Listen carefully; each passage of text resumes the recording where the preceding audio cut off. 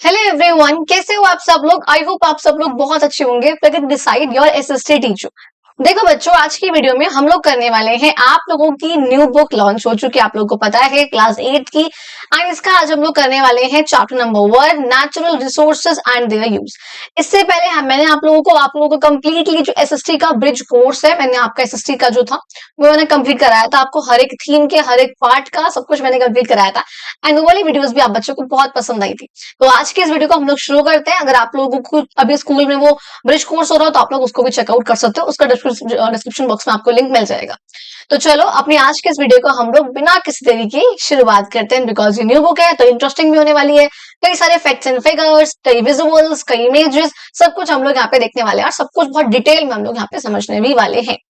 सबसे पहले बात करते हैं natural resources and their use. अब अगर यहाँ पे वर्ड आया है नेचुरल, नेचुरल का मतलब क्या होता है बेटा? जो आपको नेचर से मिल रहा है। बहुत सिंपल सी बात है, वो नेचुरल है, मैन मेड नहीं है, वो भगवान, वो नेचर से आ रहा है। रिसोर्सेस का मतलब क्या होता है ये अभी हम चैप्टर में समझेंगे। किस तरीके से कोई भी ऑब्जेक्ट रिसोर्स बनता है वो भी हम समझेंगे, और उसका इस्तेमाल हम कैसे कैसे करते हैं, किन किन चीजों में हम किन किन रिसोर्सेस का इस्तेमाल करते हैं, सब कुछ हम लोग पढ़ने वाले हैं। सबसे पहले आप लोगों को पता है, जिस तरीके से क्लास 7 में आप लोगों का स्टार्टिंग में कोट लिखा होता है, ऐसे ही क्लास 8 में आपका एक कोट लिखा होता है। एंड मैं आपको फिर भी एक चीज कहूंगी, आप कोशिश करना है पहले आप लोग ब्रिज कोर्स एक बार देख लो, बिकॉज ब्रिज कोर्स में हमने कई सारी ऐसी चीजें पढ़ी हैं जो आप लोगों की क्लास 7 में ओल्ड बुक में नहीं था, जो आप लोग पढ़ कर आए थे। इसलिए आपका ब्रिज कोर्स आया था, ताकि आप 8th क्लास में जो कुछ अलग चीजें पढ़ने वाले हो उसका एक ब्रिज पहले ही बना दो, आप बीच का आपको समझ में आ जाए, उसके लिए ब्रिज कोर्स था। अगर नहीं देखा है तो एक बार मैं फिर भी आपको कहूंगी, हाँ एक बार उसको देख लो जाके जरूर। चलो अब शुरुआत करें हम लोग अपना। चलो बिना किसी तरीके अपने इस वीडियो की शुरुआत करते हैं। सबसे पहले देखो यहाँ पे एक कोट लिखा हुआ है, concern social scientist are clear on what we need to do, we must move towards a regenerative economy. कहते हैं जो आजकल के जो साइंटिस्ट है वो काफी कंसर्न है, किस चीज को लेकर कंसर्न है कि हाँ, लेकिन हाँ उनको ये क्लियर भी है कि हमें क्या करना चाहिए, हमें अपने एनवायरमेंट के लिए, हमें अपने नेचर के लिए क्या क्या चीजें करनी चाहिए, वो इस बात के लिए काफी कंसर्न है, लेकिन उनको पता है कि हाँ क्या करना चाहिए। कहते हैं हमें रीजनरेटिव इकोनॉमी बनानी चाहिए। अब देखो रीजनरेटिव इकोनॉमी का सिंपल सा मतलब क्या होता है, एक ऐसी इकोनॉमी जिसमें आप जो आपका मैं कहूँ इन्वायरमेंट है या आपकी सोसाइटी जो है, आप उसको कोई नुकसान ना पहुंचाओ, इवन उसके आप फायदे में कोई ना कोई काम करो। सिर्फ ऐसा ही नहीं कि हाँ आप नुकसान नहीं पहुंचा रहे, बल्कि आप उसको दोबारा से उस फॉर्म में लाने के लिए उसको टाइम दे रहे हो, वो दोबारा से जनरेट हो पा रही है। अब यहाँ पे दो वर्ड आपके आएंगे, रीजनरेशन और रिस्टोरेशन। अभी आप लोग समझ जाओगे उनको बहुत अच्छे से। तो वो यहाँ पर कह रहे हैं कि ऐसी इकोनॉमी जो कि नेचर के साथ हार्मनी में हो, अच्छे खासे दोस्ती वाले रिलेशनशिप में हो, जहाँ पे आप नेचर को नुकसान ना पहुंचा रहे हो, जो आपने रिसोर्सेज यूज कर लिए हैं उसको दोबारा से रिपर्पज करना, उसको दोबारा से सही करना, काम में लेना, उनको किसी ना किसी मिनिमाइज करना, वेस्ट को कम से कम कर देना, और जो डिप्लेटेड रिसोर्सेज हैं यानी कि वो रिसोर्सेज जो खत्म हो चुके हैं उनको रीप्लेनिश करना, यानी कि दोबारा से उनको लेकर आना। कहते हैं we must return to the innate wisdom of nature herself, the ultimate regenerator and recycler of all resources. कहते हैं कि जो नेचर के पास ये इनबॉर्न एबिलिटी है, जो इनेट का मतलब होता है जो जब आती है, जब नेचर डेवलप हुआ, नेचर के साथ साथ उसकी एबिलिटी भी आई। कौन सी एबिलिटी? खुद को रिसाइकल करने की, अपने रिसोर्सेज को रीजनरेट करने की, अपने रिसोर्सेज को रिस्टोर करने की। अब मैम आपने बहुत भारी भारी वर्ड्स बोल रहे हो, भारी वर्ड्स बोल रहे हो बहुत, रिस्टोर, रीजनरेट, रिसोर्सेज, होता क्या है ये सब कुछ पढ़ने वाले हैं। पहले कोट आप लोगों ने हल्का सा एक बार देख लिया। ये कहते हैं गोवा में, इंडिया में, यहाँ पे जो रेलवे ब्रिज है यहाँ पर वो दिखा रखा है आपको, और इसके पास से दूध सागर वाटरफॉल। देखो दूध सागर से क्यों बोल रहे हैं, क्योंकि हल्के दूध के कलर का दिख रहा है ये, है ना, व्हाइट व्हाइट दिख रहा है ना, बिल्कुल पानी का रंग नहीं दिख रहा है, इसलिए इसको दूध सागर वाटरफॉल बोलते हैं। ये आपको दिखा रखा है, और रेलवे ब्रिज है यहाँ पर, ये कहाँ पे? गोवा में है। आप लोगों को पता है ये बिग क्वेश्चंस हम लोग करते हैं चैप्टर के एंड में, जहां हम लोग क्वेश्चन आंसर्स वाली वीडियो डिस्कस करेंगे, उसमें हम लोग बिग क्वेश्चंस भी करने वाले हैं। अब देखो शुरुआत करते हैं, when does nature becomes a resource. अब जो ये दोनों के दोनों पिक्चर है इसका जिक्र मैं बाद में करूंगी, पहले एक बार आप ये वाला पैराग्राफ देखो क्या बोलते हैं। कहते हैं कोई जो नेचर है वो रिसोर्स कब बनती है, कब बनता है रिसोर्स नेचर।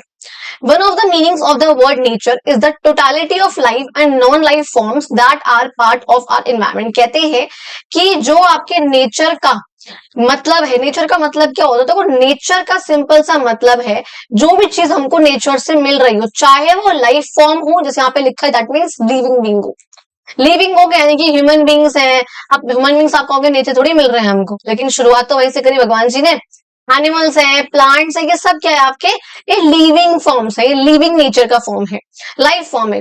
और एक आपकी होगी non life form, that means rocks, क्या रॉक आप खुद बना रहे हो, मिनरल्स, क्या मिनरल्स आप खुद बना रहे हो, सॉइल, क्या सॉइल आप खुद बना रहे हो, क्या वाटर आप खुद बना रहे हो। लेकिन ये जो है ये भी हमको नेचर से ही मिला हुआ है।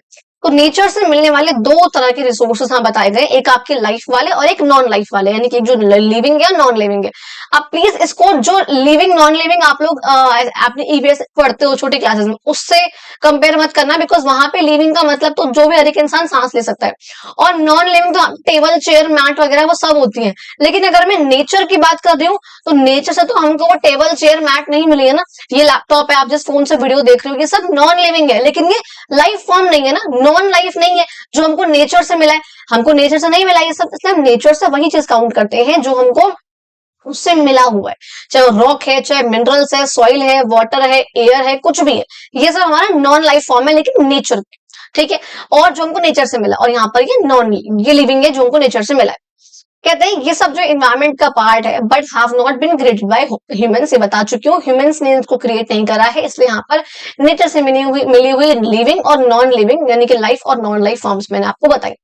कहते हैं वैन ह्यूमंस, अब देखो यहाँ पे आएगी आपकी बारी रिसोर्सेज की, क्या आखिर रिसोर्सेज होते क्या है। कहते हैं when humans use these for their sustenance और to create new things from them for consumption, these elements of nature become resource. जब ह्यूमन बींग्स इस रॉक का, इस मिनरल का, इस सॉइल का, इस वाटर का, इस एयर का इस्तेमाल करते हैं सस्टेन रहने के लिए, यानी कि जीने के लिए, जिंदा रहने के लिए इसका इस्तेमाल करते हैं, या इनसे कोई नई चीजें बनाते हैं, तब ये नेचर जो है बन जाती है आपकी रिसोर्सेज। आप देखो, आपको अभी और अच्छे से समझ में आएगा। अभी मैंने सिंपल से लैंग्वेज बोली है भैया आप लोगों के लिए, कि जब भी ह्यूमन बींग्स इन किसी भी चीजों का जो हमको नेचर से मिली है इसका इस्तेमाल करती है, चाहे वो जीने के लिए करे यानी कि सस्टेन रहने के लिए, चाहे कोई चीज नई चीज बनाने के लिए, जब उसका इस्तेमाल करा तो वो हमारे लिए यूजफुल हो गई, और यूजफुल होते ही वो जो चीज थी वो रिसोर्स बन गई। अभी और अच्छे से समझोगे, टेंशन ना लो। मान लो ट्रीज है, ट्रीज जो है बहुत पहले से है, लेकिन ट्रीज उस समय पे रिसोर्स नहीं थे। अब एक सिंपल सी भाषा में अपनी लैंग्वेज में आप लोगों को बताती हूँ, कोई भी एक ऑब्जेक्ट है वो रिसोर्स तब बनेगा जब ह्यूमन बींग्स उसको यूज कर सकेंगे।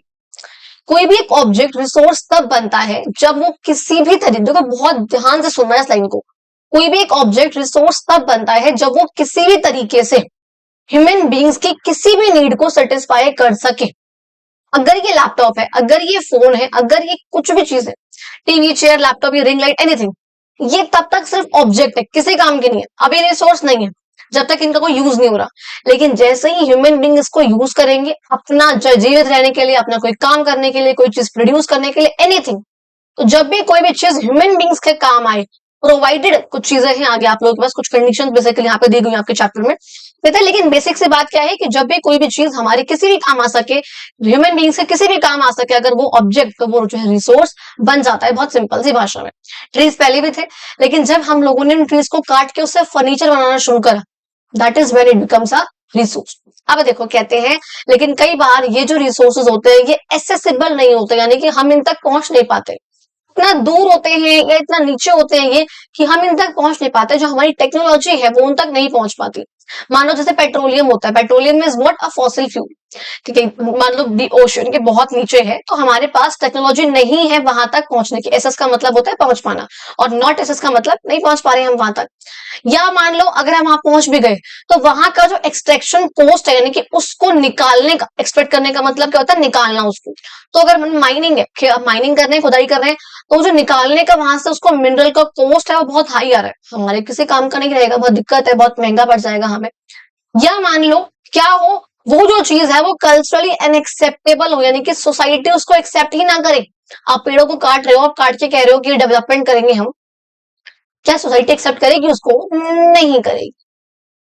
दैट इज व्हाट, कि जब वो रिसोर्स, अब देखो यहाँ पे तीन कंडीशंस आते हैं कि जब वो रिसोर्स, मैंने बताया कोई भी एक रिसोर्स, और रिसोर्स कब बनेगा, कोई भी एक ऑब्जेक्ट रिसोर्स कब बनेगा, जब वो ऑब्जेक्ट किसी भी तरीके से किसी भी ह्यूमन बीइंग की किसी भी नीड को सेटिस्फाई कर सके। बहुत सिंपल सी बात है, सिंपल सी बात मैंने घुमा फिरा के नहीं बोला, टेंशन ना लो, कि जब कोई भी ऑब्जेक्ट है ह्यूमन बीइंग की नीड को सेटिस्फाई करे, ह्यूमन बीइंग के किसी भी काम आ सके, that is when it becomes a resource. अब इसकी भी तीन कंडीशन है। पहली बात, वो टेक्नोलॉजिकली एक्सेसिबल हो, यानी कि हमारी टेक्नोलॉजी वहां तक पहुंच सके। अगर हमें माइनिंग करनी है और माइनिंग की जो हमारी टेक्नोलॉजी है वो मात्र 10 किलोमीटर तक हम लोग नीचे पहुंच सकते हैं, उसके नीचे बहुत ज्यादा गर्मी होगी, हमारे पास ऐसी मशीन से ऐसे इक्विपमेंट्स नहीं है जो इतना और नीचे पहुंच सके। लेकिन एक एक और हमें पता चला है, एक और है, एक अच्छी खासी माइन है जो कि 15 किलोमीटर नीचे है, अगर हम वहां तक पहुंचे तो हमारा बहुत बेनिफिट हो जाएगा। लेकिन अभी हमारे पास वो टेक्नोलॉजी ही नहीं है कि हम वहां तक पहुंच सके। तो ये जो वहां पे माइन है, ये जो वहां पे मान लो हम, मैं कहूँ ओर पड़े, आयरन के ओर है, कुछ भी है, ये हमारे लिए भी किसी काम के नहीं है। और अगर वो किसी काम के नहीं है तो हमारे लिए रिसोर्स नहीं है, पहली बात।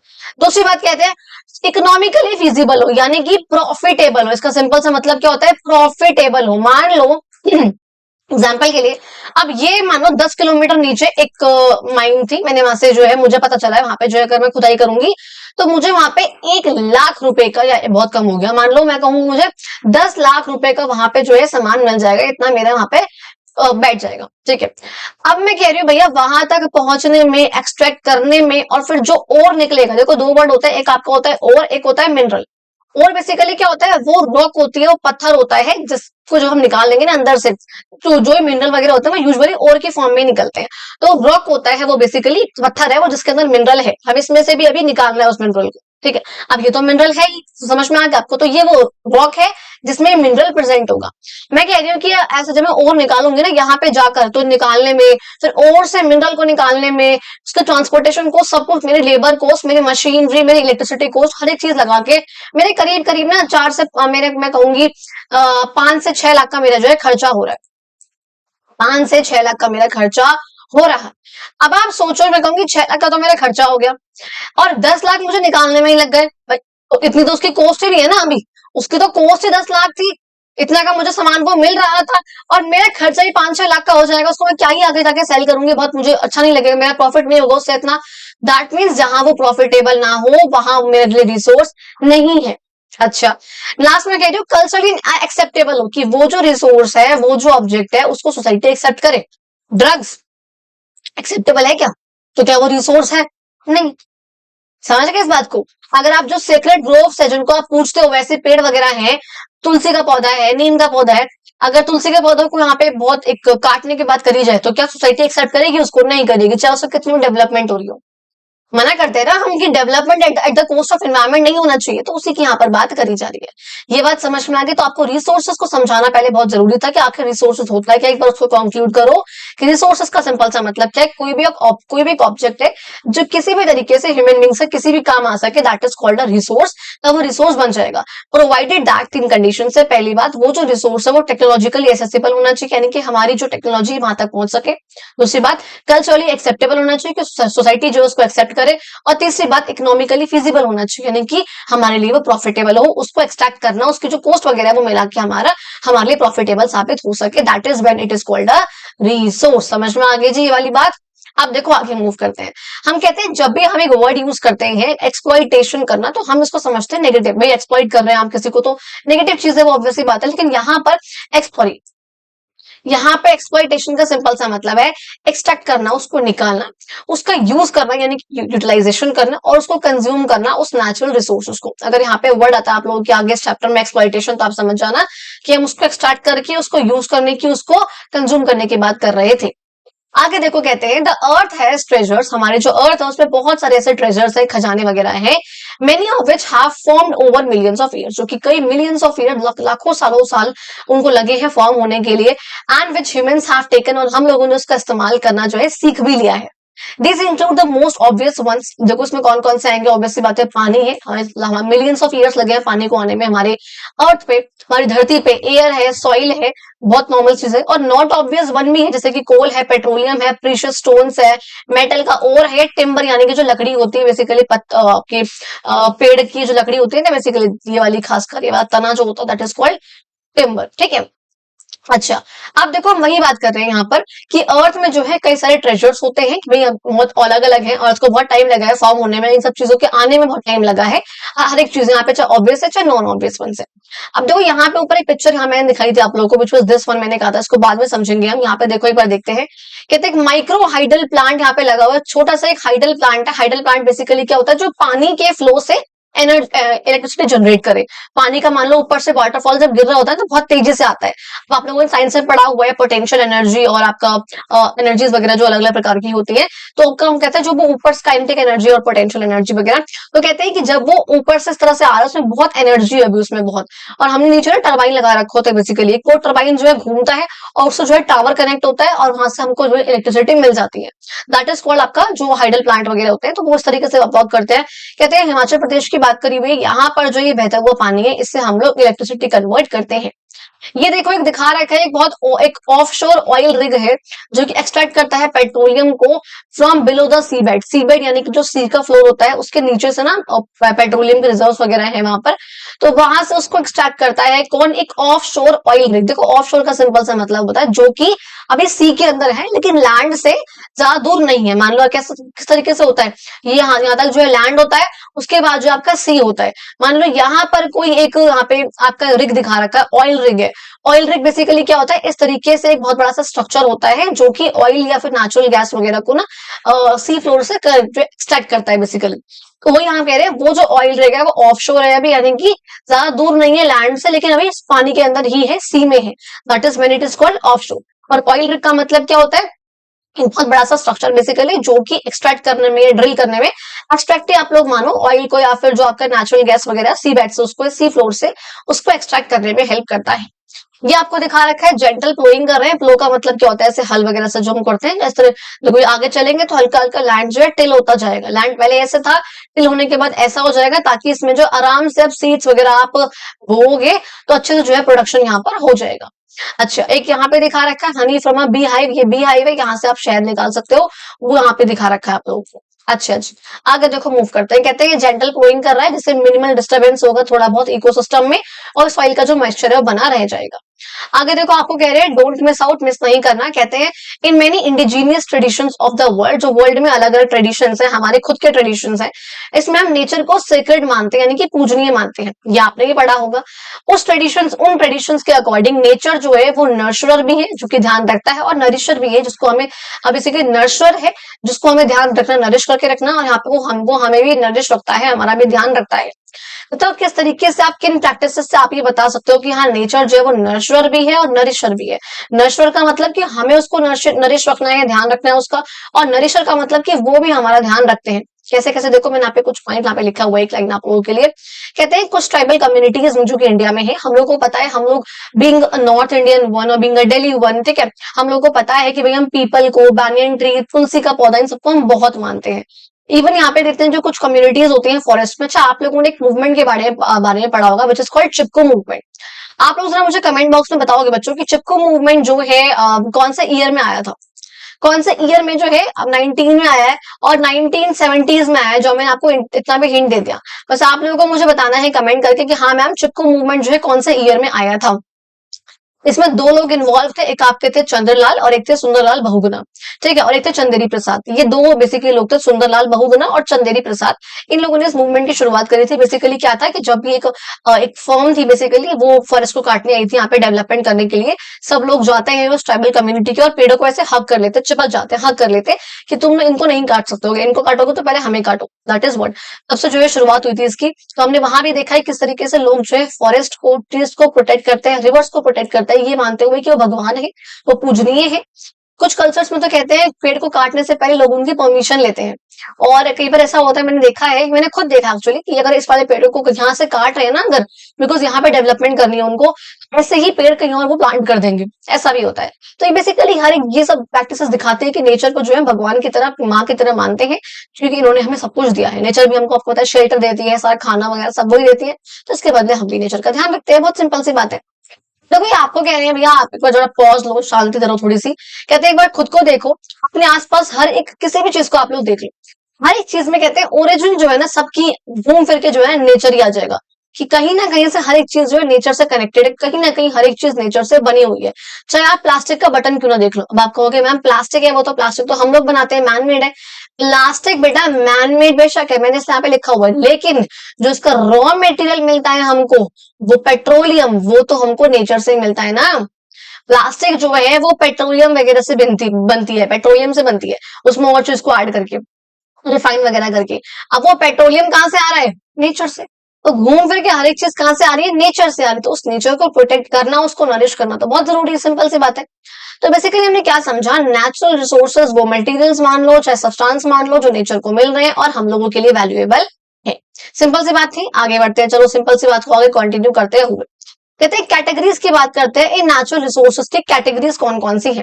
साइंस में ना हमने ये पढ़ा है कि भाई हाँ कैटेगरी बनाना जरूरी क्यों होता है। अगर आप, मैं हमेशा बोलती हूँ, आप जब एग्जाम लिखो, मैं अपनी क्लासेस में भी बोलती हूँ इस चीज को। अभी जब हमने ब्रिज कोर्स कराया है तब भी हमने हर एक नोट को कराया, तो मैंने पूरी कोशिश करी मैं उसको पॉइंट्स में लिखा हूँ। आपने देखे हैं, जिन बच्चों ने मेरे नोट्स देखे उनको पता है कि हमने हर एक चीज पॉइंट्स में करी है विद प्रॉपर हेडिंग्स के साथ। 1 2 3 ये हेडिंग है, तो इसके अकॉर्डिंग लिखना है। तो इससे क्या होता है, हमारा बेनिफिट होता है, हमें समझने में आसानी होती है, हम इसको देख के आसानी से इसको रिकॉग्नाइज कर पाते हैं, सब चीज कर पाते हैं। अगर आप कैटेगरीज बना दोगे तो काफी बेनिफिट जो है हमारा हो पाता है, हम समझ पाते हैं ज्यादा अच्छे से। बहुत सिंपल सी बात है। सॉरी। तो यही जो सेम काम है यहाँ पे, सॉरी, कहते हैं यही जो सेम काम है हम वो नेचुरल रिसोर्सेज के लिए भी करते हैं कि हम उनको कैटेगराइज कर रहे हैं।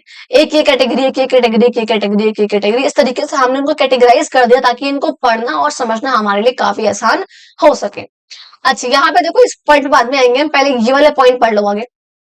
कहते हैं कौन कौन से तरीके हैं जिससे हम रिसोर्सेज को क्लासीफाई या फिर कैटेगराइज कर सकते हैं। पहला उन्होंने बोला तरीका एसेंशियल फॉर आवर लाइफ, कि ऐसे रिसोर्सेज जो हमारे जीने के लिए बहुत जरूरी है, एक कैटेगरी ये बन गई।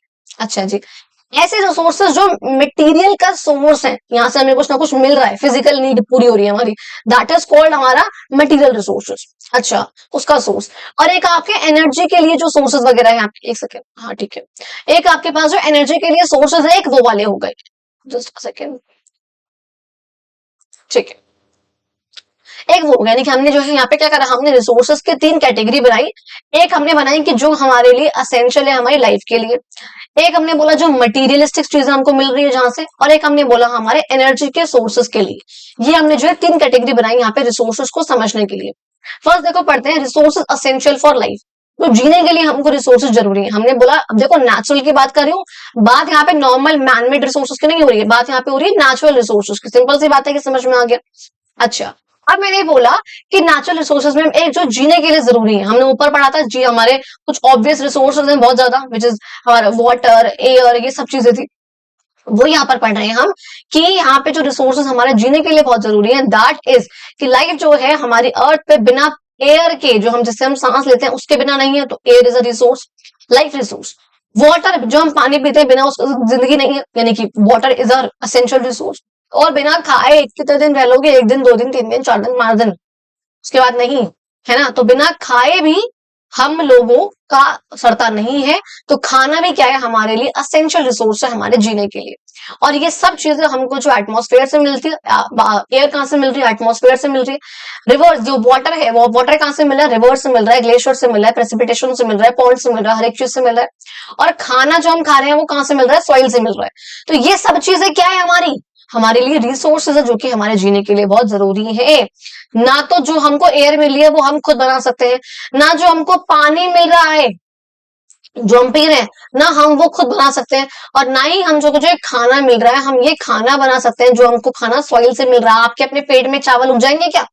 नहीं उगेंगे ना। आपके पेट में आटा गेहूं उग जाएगा? नहीं उगेगा ना। कहां से उग रहा है? सब कुछ सॉइल से उग रहा है ना। तो सॉइल, तो हमने समझ में आया कि एयर, वाटर और आपका फूड, ये सब क्या आपके रिसोर्सेज जो कि असेंशियल है आपके लाइफ के। और ये सब हमें मिल कहां से रहा है, तो वाटर के लिए हमारे पास river is a resource, food के लिए हमारे पास सॉइल इज अ रिसोर्स। समझ में आ गया जी। नेक्स्ट देखो बात करते हैं मटेरियलिस्टिक रिसोर्स के लिए कौन सा होगा। तो हम कह रहे हैं ह्यूमन बीइंग जो है फिजिकल ऑब्जेक्ट भी बनाते हैं नेचर का गिफ्ट का इस्तेमाल करके। हम कहते हैं we make them for our utility, हमारे अपने यूटिलिटी के लिए, यानी कि हमारे अपने यूज के लिए, या ब्यूटी को बेसिकली सुधारने के लिए, अपनी लाइफ को एनरिच करने के लिए, उनको नर्चर करने के लिए, या कुछ औरों की लाइफ को नर्चर करने के लिए, उनको ब्यूटी देने के लिए हम लोग इन फिजिकल ऑब्जेक्ट्स का यूज करते हैं जो कि हमको नेचर से ही बेसिकली मिला होता है। हमने इसको मॉडिफाई कर रखा होता है, इतना करते हैं हम लोग। एग्जाम्पल के लिए मान लो एक लकड़ी का टुकड़ा है, नॉर्मल है, ठीक है, पड़ा हुआ है। जब इस लकड़ी के टुकड़े को आपने लिया और इसमें आपने कुछ आर्टिफैक्ट करा, आपने इसमें कुछ कलाकारी करी, चाहे वो छोटा सा सही, वो आप अपने घर की ब्यूटी को बढ़ाने के लिए इसको वहां रख दिया, आपके काम आ गया, that is when it becomes a resource. समझ में आया? ठीक है जी। अच्छा जी, कहते हैं देखो यहाँ पे आपको बता रखा है, आपने मान लो वुड से आपने मार्बल बनाया, आपने मान लो कोल से आपने गुड गोल्ड बनाया, हर एक चीज मतलब सॉरी बनाया नहीं, हम कह रहे हैं नेचुरल कि आप जब लकड़ी से लेकर के मार्बल तक, कोल से लेकर के गोल्ड तक, हर एक चीज क्या है आपके लिए, वो एक नेचुरल रिसोर्स है on the basis of materials, जो आपके लिए मटेरियलिस्टिक यूज आ रही है, आपका फिजिकल गुड है, आपके फिजिकल ऑब्जेक्ट्स है बेसिकली, जो कि आपको ब्यूटी बढ़ा रहे हैं, आपके किसी ना किसी काम आ रहे हैं, नीड को सेटिस्फाई कर रहे हैं इन एनी वे। समझ में आ गया जी। अच्छा, नेक्स्ट देखो बात करते हैं रिसोर्सेज फॉर एनर्जी के लिए। अब देखो जहां पे एनर्जी का नाम है, आप लोगों को पता है एनर्जी के लिए आपके 3 रिसोर्सेज होते हैं, जिसमें आपका आता है मेन आपके फॉसिल फ्यूल्स। फॉसिल फ्यूल क्या है बेटा? फॉसिल फ्यूल ऐसे, मैं कहूंगी देखो फ्यूल क्या होती है, हर वो चीज जिसको अगर आप जलाओ बेसिकली बर्न करो तो उससे आपकी हीट प्रोड्यूस हो, चाहे वो लकड़ी है, चाहे वो एलपीजी का सिलेंडर है, चाहे वो सीएनजी कुछ भी है, आपने उसको बर्न करा तो आपको उससे एनर्जी प्रोड्यूस हो रही है, आपका उससे काम हो रहा है, बहुत सिंपल सी बात है। अब मैं बोल रही हूँ फॉसिल फ्यूल्स क्या होते हैं, तो फॉसिल बेसिकली वो चीज होती है मान लो जो कि मिलियंस ऑफ ईयर्स तक, जब प्लांट्स या एनिमल्स मिलियंस ऑफ ईयर्स तक किसी सैंड के नीचे, लैंड के नीचे जो दब जाते हैं ना, तो वो जो है धीरे धीरे करके डिके होते हैं, और उसके बाद जो है वो धीरे धीरे करके कोल का या पेट्रोलियम का या नेचुरल गैस का रूप ले लेते हैं। बेसिकली ऐसा होता है कि जो प्लांट्स हैं वो आपके कोल बनते हैं, और जो एनिमल्स हैं वो आपके पेट्रोलियम और नेचुरल गैस का रूप लेते हैं। इस तरीके से भी आपकी चीज होती है यहाँ पे, जो कि आप लोगों को शायद नहीं पता होगा, कि प्लांट से जो है हमेशा कोल बनेगा, एनिमल से जो है पेट्रोलियम और नेचुरल गैस बनेगी। हालांकि एक आपका कोल होता है which was called anthracite coal, तो वो जो है प्लांट से नहीं बना होता है, वो एक एक्सेप्शनल केस है। समझ में आया जी। अब देखो यहाँ पर सिंपली क्या बोला, एनर्जी जो है कॉर्नर स्टोन है मॉडर्न लिविंग। अब जहाँ पे कॉर्नर स्टोन लिखा है तो उसको ये मत समझना कि वो साइड का पत्थर है, नहीं, यहाँ पे कॉर्नर स्टोन का मतलब होता है वो बीच का है, वो फाउंडेशन स्टोन है बेसिकली। आजकल के जीने के लिए इलेक्ट्रिसिटी जो है हमारे, चाहे बिल्डिंग्स के लिए चाहिए, चाहे ट्रांसपोर्टेशन के लिए चाहिए, किसी भी चीज को प्रोड्यूस करने के लिए चाहिए, हर एक चीज के लिए हमको चाहिए एनर्जी। और वो एनर्जी जो है हमें अलग अलग डाइवर्स नेचुरल सोर्सेज से मिलती है, चाहे वो कोल से मिल रही है, चाहे वो पेट्रोलियम से मिल रही है, चाहे वो नेचुरल गैस से मिल रही है। अगर इन तीनों से मिल रही है दैन इट इज कॉल्ड आपकी फॉसिल फ्यूल वाली, जो आपके जैसा आगे पढ़ोगे आप लोग अभी, नॉन रिन्यूएबल रिसोर्सेज है ये, नॉन रिन्यूएबल सोर्सेज यहाँ से हमको मिल रही है। अगर आपको वाटर से, सनलाइट से, विंड से मिल रहे तो वो रिन्यूएबल है। हालांकि आगे आप लोग पढ़ने वाले उन सब चीजों को कि क्या होता है, तो आपको बेसिकली ये समझना है कि आपको जो एनर्जी है वो कहाँ कहाँ से मिल रही है, कौन से सोर्सेज से आपको मिल रही है, और ये सब क्या आपके रिसोर्सेज माने जाते हैं। अब देखो यहाँ भी आपसे क्वेश्चन पूछा था कि और कौन सा तरीका हो सकता है जिससे आप नेचुरल रिसोर्सेज को कैटेगराइज करो। इसमें मैंने आपके 2 लिखे, एक आप मैंने आपका लिखा आपका ओरिजिन का, कि कहां से जो है वो रिसोर्स आया है। इसमें आपके 2 होते हैं, एक होता है बायोटिक और एक होता है बच्चा आपका एबायोटिक। बायोटिक का मतलब होता है वही जो हमने पहले पढ़ लिया था, लाइफ फॉर्म्स जो होती हैं, और एबायोटिक होता है जो नॉन लाइफ फॉर्म्स होती है। अब देखो लेकिन नेचुरल रिसोर्सेज है, यहाँ पे टेबल चेयर मत लिख देना, एक यहाँ पे डिस्ट्रीब्यूशन यानी कि कहाँ पे जो है नेचुरल रिसोर्सेज का कितना डिस्ट्रीब्यूशन हो रखा है, उसके बेसिस पे भी हम उसे क्लासीफाई यानी कि कैटेगराइज कर सकते हैं। ऐसे रिसोर्सेज भी हैं जो कि हर जगह पाए जाते हैं, एवरीवेयर, और ऐसे भी कुछ रिसोर्सेज होते हैं जो कि सिर्फ और सिर्फ स्पेसिफिक प्लेसेस पे यहाँ पर पाए जाते हैं। इस तरीके से भी हम लोग कैटेगराइज कर सकते हैं, बेसिकली डिपेंड्स ऑन अस। अच्छा, फिर देखो यहाँ पे आपको दिखा रखा है रिवर वाटर, जो कि एक रिन्यूएबल रिसोर्स है जब तक ग्लेशियर्स और फॉरेस्ट एग्जिस्ट करते हैं। कहते हैं हम जो है टिम्बर बना सकते हैं, टिम्बर ले सकते हैं, मतलब बेसिकली फॉरेस्ट वगैरह से लिमिटेड क्वांटिटीज में फॉर अ लॉन्ग टाइम तक के लिए, जब तक हम उसको अलाउ करें रीजनरेट होने के लिए। अब इससे पहले मैं आप लोगों को मतलब समझाऊं रिन्यूएबल का, ये मतलब बेसिकली इनका मतलब समझाऊं, इससे पहले आप लोगों को जानना होगा रिन्यूएबल रिसोर्स क्या होता है, नॉन रिन्यूएबल रिसोर्स क्या होता है, रिस्टोरेशन क्या होता है, रीजनरेशन क्या होता है।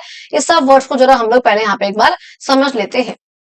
देखो कहते हैं रिन्यूएबल रिसोर्स और एक होता है आपके नॉन रिन्यूएबल रिसोर्स। पहले नाम से समझ लो, रिन्यूएबल है यानी कि जो रिन्यू होने के लिए एबल है, रिन्यू होने के लायक है, और जो रिन्यू होने के लायक नहीं है that is called non renewable, जो रिन्यू दोबारा जो रिन्यू नहीं हो सकते। अब रिन्यू का मतलब होता है दोबारा से नया होना, दोबारा से नहीं बन सकते हैं बहुत जल्दी। अब देखो सिंपल सा, रिन्यूएबल का बहुत सीधे अर्थ में इसका मतलब होता है कोई भी रिसोर्स जो है मान लो वो खत्म हो गया, अब खत्म होने के बाद वो कितना जल्दी जो है रिन्यू हो सकता है, कितना जल्दी दोबारा बन सकता है, बहुत सिंपल फॉर्म में कितना जल्दी दोबारा बन सकता है, दैट इज कॉल्ड रिन्यूएबल। अब अगर वो जल्दी बन पा रहा है 2 दिन 1 दिन ऐसे लग रहा है टाइम उसको, दैट मींस वो रिन्यूएबल है, वो जल्दी से रिन्यू हो रहा है। लेकिन अगर उस रिसोर्स को खत्म होने के बाद दोबारा बनने में हजारों लाखों साल लगे, that is when it is called बेटा नॉन रिन्यूएबल रिसोर्स। ये बात समझ में आई। कोई भी रिसोर्स को खत्म होने के बाद दोबारा से बनने में, रिप्लेनिश होने में अगर कम टाइम लग रहा है, बहुत जल्दी से हो जा रहे हैं, जल्दी से रिप्लेनिश हो रहे हैं, जल्दी से रिन्यू हो रहे हैं, that is when it is called renewable. और अगर कोई भी रिसोर्स खत्म होने के बाद उसको दोबारा बनने में हजारों लाखों मिलियंस ऑफ ईयर्स लगे, हजार नहीं एक्चुअली लाखों मिलियंस ऑफ ईयर्स लगे, that is when it is called बेटा आपका नॉन रिन्यूएबल रिसोर्स। ये बात समझ में आ गई जी, ठीक है। कहते हैं अब सेकंड वे क्या है नेचुरल रिसोर्सेज को कैटेगराइज करने का, वो यहाँ पर ये जानना है कि रिन्यूएबल है या फिर नॉन रिन्यूएबल है, बता चुकी हूँ ऑलरेडी। कहते हैं जनरल प्रिंसिपल जो है नेचर का वो ये है is that it functions in अब देखो नेचर का प्रिंसिपल है ये, क्या प्रिंसिपल है कि नेचर जो है रिस्टोरेटिव और रीजनरेटिव तरीके से काम करती है। रिस्टोरेटिव और रीजनरेटिव, पहले यहाँ पे इसको समझो क्या बोल रहे हैं, पहले पढ़ूंगी फिर समझाऊंगी। कहते हैं रिस्टोरेशन एक ऐसा प्रोसेस है of returning something to its original healthy state if it has been degraded और डैमेज्ड। आपने किसी भी चीज को, बीइंग ए ह्यूमन बीइंग, काम होता है नेचर जो कि आज तक करते आ रहे हैं, नेचर को खराब करने का। हमको सारे फॉरेस्ट मिले, इतनी हरियाली मिली, सब कुछ हटा दिया at the cost of development. तो हम बोलते हैं development at the cost of environment, तो वही यहाँ पर हो रहा है कि हमने एनवायरमेंट का नाश कर दिया डेवलपमेंट करने के नाम पे, at the name of development. ठीक है, तो वही मैं कह रही हूँ यहाँ पर। लेकिन यहाँ पे कह रही है कि अगर कोई भी चीज डिग्रेड हो गई, कोई भी चीज डैमेज हो गई, खराब हो गई, और आपने उस चीज को दोबारा से उस फॉर्म में ले आए, that is called as restoration. क्या बोला हमने उसको? रिस्टोरेशन। अच्छा अब देखो क्या बोलो, आगे भी समझोगे। नेचर जो है हील होती है, खुद से हील होती है, अपने अपने आप को रिन्यू करती है, दोबारा से न्यू करती रहती है, और खुद को टाइम के साथ साथ मेंटेन भी रखती है। कहते हैं एक अगर आपकी स्किन पे कट लग गया तो ऑब्वियसली बात है धीरे धीरे करके वो खुद ही हील हो जाएगा, ब्लड क्लॉटिंग होगी, फिर धीरे धीरे करके खुद ठीक हो जाएगा। सेम ऐसे ही जो एक फॉरेस्ट होता है, वो एक अगर आग लग गई है, उस आग लगने के बाद खुद को वो रिकवर कर लेता है, that is beyond, that is called regeneration, जो कि रिस्टोरेशन से भी आगे है। ये आपका रिस्टोर कर लिया पहले, लेकिन रीजनरेट का मतलब होता है कि बिल्कुल खुद को ठीक कर लिया पहले जैसा उसने खुद ही, उसके पास एक कैपेसिटी है। तो कहते हैं कि जब नेचर की जो ये एबिलिटी है अपने लिए एक नई जिंदगी बिछा लेने की बेसिकली, ठीक है, और उसमें थ्राइव करने की, उसके बाद उसमें स्टे करने की, उसमें रहने की, that is when it is called regeneration. अब देखो अब आप इन वर्ड्स का मतलब और अच्छे से अब समझोगे जब आप इसके एक एक एग्जांपल पढ़ोगे। This is what restoration and this is called regeneration का एग्जांपल। देखो पहले यहाँ पे कह रहे हैं रिस्टोरेशन का मतलब समझो। कहते हैं we plant trees in an area that may have lost them on account of human intervention. मान लो हमने जो है, हमें घर बनाना था और हमने फॉरेस्ट को क्लियर कर दिया, हमने फॉरेस्ट को जो है काट दिया, काट दिया, अच्छा।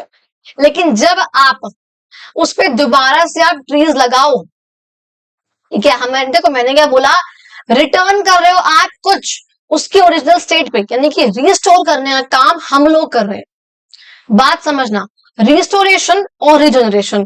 रिस्टोर कौन कर रहे हैं? हम कर रहे हैं। हमने इस पेड़ को काटा था, अब हम यहाँ पे दोबारा से पेड़ लगा रहे हैं। हमने इस फॉरेस्ट को काट दिया था, हम यहाँ पे दोबारा से इसको, इसका फॉरेस्ट, इसके प्लांट्स, इसके ट्रीज वापस दे रहे हैं। तो वो काम हम कर रहे हैं, that means it is called restoration. हम रिस्टोर कर रहे हैं उस चीज को। ये बात समझे? तो हम क्या कर रहे हैं कि प्लांट करेंगे अगर हम उन ट्रीज को, तो वो क्या करेगा, इस इकोसिस्टम को रिस्टोर कर देगा। अब अगर इको, अब देखो एक वर्ड यहाँ पे आया बेटा इकोसिस्टम, इसका सिंपल सा मतलब क्या होता है, मान लो यहाँ पे आपका जो है एटमॉस्फेयर है, यहाँ पे आपका पानी है, यहाँ पे आपके कुछ लोग हैं, एनिमल, यहाँ पे प्लांट्स है, मान लो ये आपका एनिमल है, ये आपके ह्यूमन बींग्स है, यहाँ पे सब कुछ है।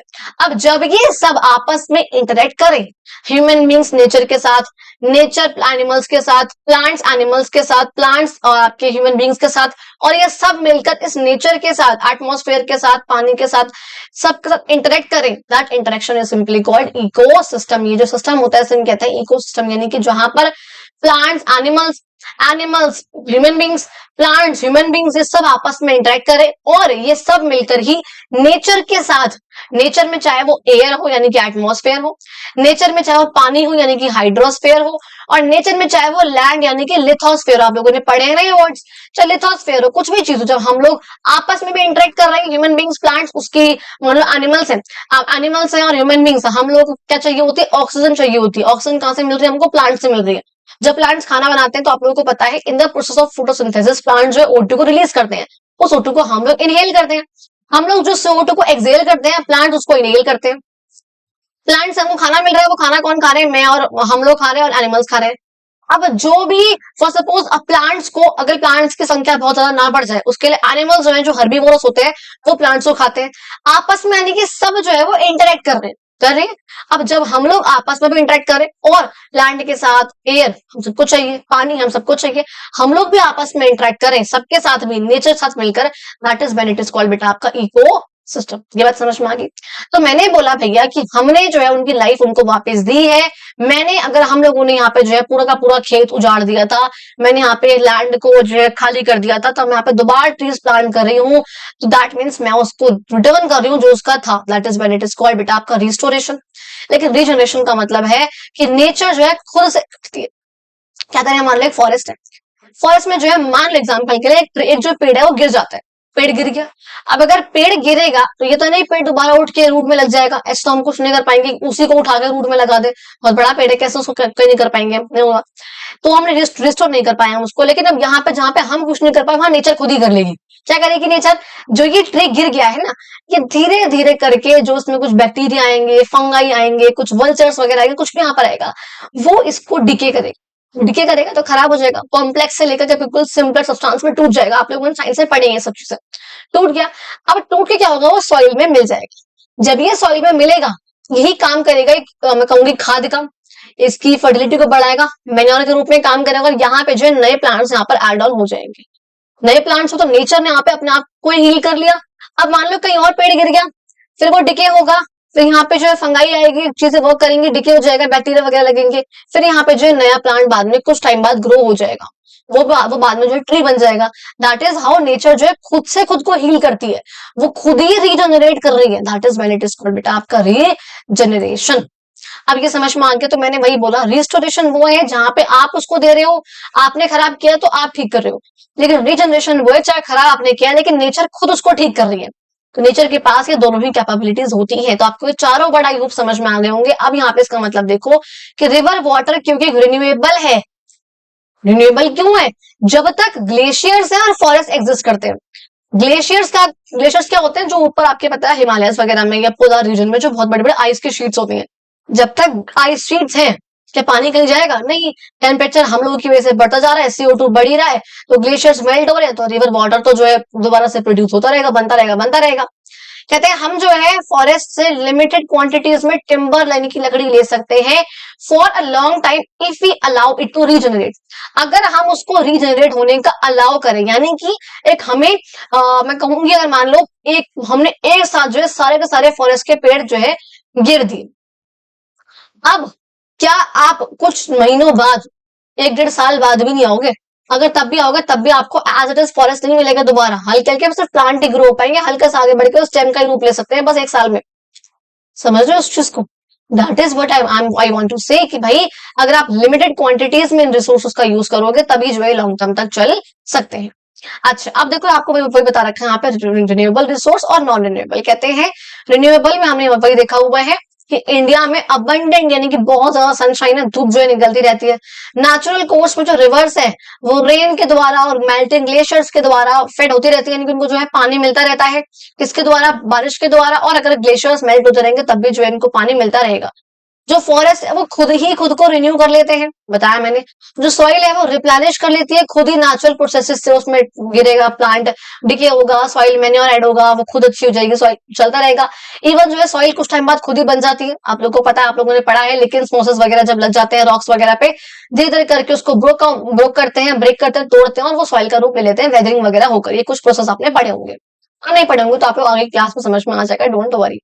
कहते हैं यहाँ पर अब देखो रिन्यूएबल रिसोर्सेज हर वो चीज जो जल्दी से खत्म ना हो, खत्म हो गई है तो जल्दी से दोबारा बन सके। अगर आपने आज फॉर सपोज राजस्थान है, धूप निकल रही है पूरा टाइम, धूप तो है ही, धूप कहाँ जाएगी, सनलाइट कहाँ जाएगी, चाहे सूरज दादा कहाँ जाएंगे, कहीं नहीं जाएंगे। आपने उससे जो आज खूब एनर्जी प्रोड्यूस करी, आप लोगों को पता है सोलर एनर्जी के लिए यानी कि सन से एनर्जी को लेने के लिए आप लोगों को पता है सोलर पैनल्स लगे होते हैं, पता है ये चीज आप लोगों को। आपने इन सोलर पैनल से आज जो एनर्जी ली, कल फिर सूरज दादा आएंगे, कल आप फिर ले लेना। आज आपने फिर कल फिर आपने ले ली, सॉरी कल फिर क्या बोल रही हूँ मैं, कल फिर आपने ले ली, ठीक है। अब परसों फिर आएंगे सूरज दादा, अब परसों आप फिर एनर्जी ले लेना उनसे। सिंपल सी बात है ना। सेम यही काम विंड कर रही है, विंड में लगा लिया आपने, वो घूम रहे हैं, आप एनर्जी ले रहे हो उनसे। पानी से आप ले रहे हो हाइडर, आप टिम्बर ले रहे हो फॉरेस्ट से, ये सब क्या आपके रिन्यूएबल रिसोर्सेज हैं, जब तक आप इनका सस्टेनेबल तरीके से इनको मैनेज रखोगे। अब इसका मतलब क्या होता है सस्टेनेबल का, देखो क्योंकि न्यू बुक है तो मैं आपको इससे बहुत बेसिक्स और देखो काफी आई थिंक 39-38 मिनट्स समथिंग हो गई है चैप्टर। अभी देखो सिर्फ 6 पेज होंगे, 10 पेज कराने हैं मेरे को, तो चैप्टर काफी लंबा है ये। इसमें कुछ वर्ड्स भी ऐसे हैं जो कि शायद आप लोगों ने पहले ना पढ़े हो, तो मैं इसलिए कोशिश कर रही हूँ कि बहुत डिटेल में और बहुत अच्छे से आप लोगों को ब्रीफ में सबको समझाती हुई जाओ। बहुत ऐसा ना हो कि ऊपर ऊपर से मैंने पढ़ा दिया, नहीं समझ में नहीं आएगा फिर आप लोग। डिटेल में आप लोगों को उस चीज को समझते हो चलो, इसलिए मैं काफी अच्छे से आप लोगों को पढ़ा रही हूँ। सस्टेनेबल तरीका का मतलब क्या होता है? सस्टेनेबल का सिंपल सा मतलब होता है एक ऐसा तरीका जिससे आप ना तो आज के एनवायरमेंट को नुकसान पहुंचाओ और आप आगे आने वाली जनरेशन के लिए उस रिसोर्सेज को बचा के रखो। That is when it is called बेटा आपका सस्टेनेबल वे।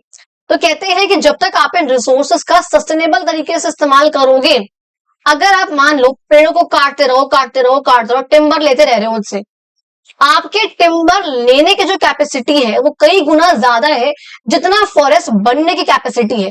फॉरेस्ट को बढ़ने में, प्रॉपर टिम्बर प्रोड्यूस करने में, लकड़ियां का रूप लेने में 3-4 साल लग रहे हैं और आपकी जो कटिंग कैपेसिटी है वो हर साल बढ़ती जा रही है।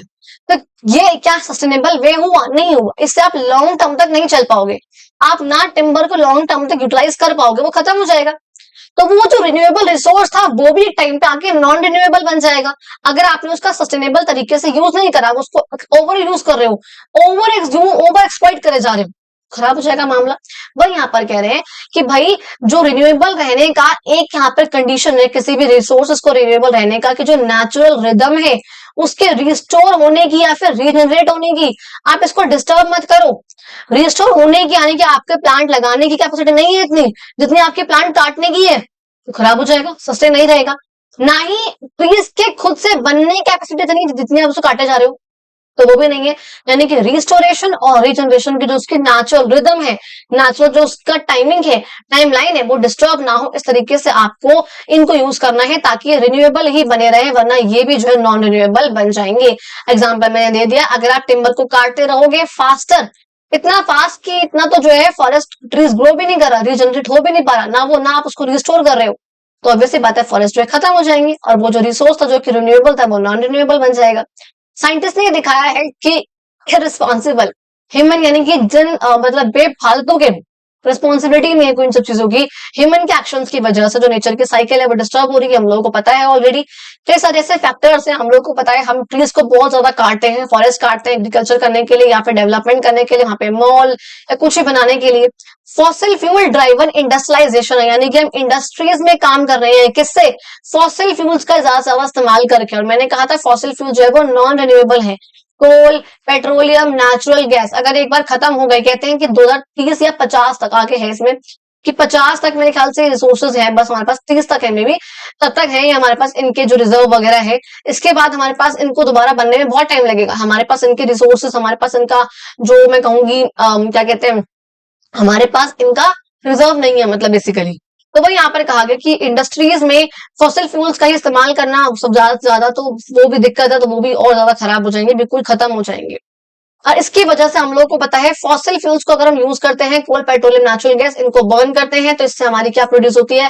कार्बन डाइऑक्साइड जो है हद से ज्यादा प्रोड्यूस होती है। आप फॉरेस्ट को काटते रहोगे तो जो फॉरेस्ट CO2 को इनहेल कर रहे थे वो अब कोई नहीं करेगा, O2 की मात्रा जो है कम होती रहेगी और CO2 की मात्रा बढ़ती रहेगी। अगर CO2 की मात्रा बढ़ जाएगी, आप लोगों को पता है CO2 आपकी ग्रीन हाउस गैस है। अब मैम ये ग्रीन हाउस गैस क्या होता है? ग्रीन हाउस गैस एक ऐसी गैस होती है, मान लो आप लोगों को पता है सन ने हमको जो है अपनी रेडिएशन दी, हीट दी अर्थ को, मान लो ये आपका सन था, सन ने जो है अर्थ को हीट दी, ठीक है जी। अब अर्थ जो है पूरे दिन हीट लेगा, बाद में रात को इस हीट को वापस भी तो करेगा ना, करेगा, ऑब्वियसली बात है। जब वो इस हीट को वापस कर रहा होता है, देखो जो हीट दे रहा है ये जो सन हमको दे रहा है, इसमें आपको पता है गैसेस भी, ऑब्वियसली बात है, O2 है, एटमॉस्फेयर हम लोगों के आसपास पता है हमें, O2 है, CO2 है, सब गैसेस है। अब O2 तो जो है वापस चली गई, वो एटमॉस्फेयर में ठीक है, नॉर्मल क्वांटिटी में है, हल्की बहुत। लेकिन जो CO2 है वो एक ऐसी गैस है जो कि क्या करेगी ना, जो ये अर्थ इस हीट को रेडिएट बैक कर रहा है ना, वापस सन को दे रहा है, इसको वो रोक ले, कहेगी नहीं नहीं बेटा आपको वापस नहीं जाना, आगे नहीं जाना। ये काम जो है पहले नेचुरली चलता था, क्योंकि पहले नॉर्मल से आपकी CO2 की अमाउंट थी और वो जो है नॉर्मली जितनी अर्थ को हीट चाहिए उस हीट को जो है रोक के रखती थी। क्योंकि सोचो अगर सारी हीट सन ने पूरे दिन में दी और अगर अर्थ ने सारी हीट को वापस कर दिया, अर्थ तो बहुत ठंडी हो जाएगी। अच्छा, लेकिन उसके लिए CO2 है कि CO2 थोड़ी सी उस हीट को जो है रोक लेती है। लेकिन इस CO2 की मात्रा हम लोगों की हरकतों की वजह से बढ़ती जा रही है। हम लोगों की कौन सी हरकत है? पॉल्यूशन का बढ़ना, पता है आप लोगों को। फॉसिल फ्यूल्स का यूज होना बहुत ज्यादा, फॉरेस्ट की कटिंग करना बहुत ज्यादा, इन सब चीजों की वजह से जो CO2 की मात्रा है वो बढ़ती जा रही है। अब जब ये CO2 की मात्रा बढ़ जाएगी, अब ये CO2 बहुत ज्यादा हीट को अपने पास रोक के रख लेगी। सिंपल सी बात है। अब अगर ज्यादा हीट को रोक के रखेगी अपने पास, तो भी ऑब्वियस सी बात है कि हीट बढ़ गई है तो टेम्परेचर बढ़ जाएगा हमारा, और अगर टेम्परेचर बढ़ जाएगा तो क्या होगा बेटा, ग्लेशियर्स मेल्ट हो जाएंगे। जो आपका हिमालयस वगैरह वहां पे सब के सब मेल्ट होते रहते हैं, मेल्ट होते रहेंगे, मेल्ट होते रहेंगे। सिंपल सी बात है। और हमारा वाटर का लेवल बढ़ जाएगा, प्रॉब्लम क्रिएट हो जाएगी। सिंपल सी बात है। वही यहाँ पर कह रहे हैं कि और जो हम नॉर्थ इंडिया वाले बेसिकली प्लेन में रहने वाले लोग जो वाटर टावर पे डिपेंड है अपनी पॉपुलेशन के लिए, वो भी यहाँ पर खतरे में पड़ जाएगा। ठीक है जी। आगे देखो आप बोला हुआ है डोंट मिस आउट, भैया मिस नहीं करना है। क्या चीज मिस नहीं करनी है हमें? कहते हैं traditionally communities had a system of regulating और रिफ्रेनिंग फ्रॉम फिशिंग।